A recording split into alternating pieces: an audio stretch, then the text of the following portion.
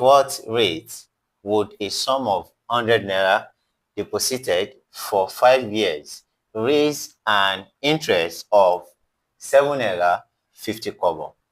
So let's see how we are going to solve this question. So a sum of 100 naira, so that is the principal, the P, that's 100 naira, and then for 5 years the time is 5 years, then so the interest, that's simple interest, that's 7 naira 50 kobo. So at what rate? So actually we are looking for the rate. Now, so the formula for simple interest is SI, principal times rate times time, all over 100.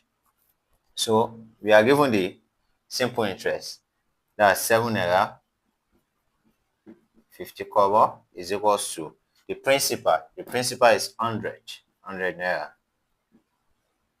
times the rate, that's what we are looking for, then times the time, which is 5 years, so all over 100.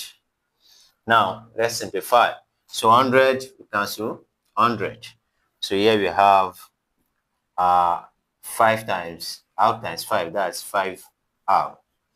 Then we have 7 naira 50 kobo.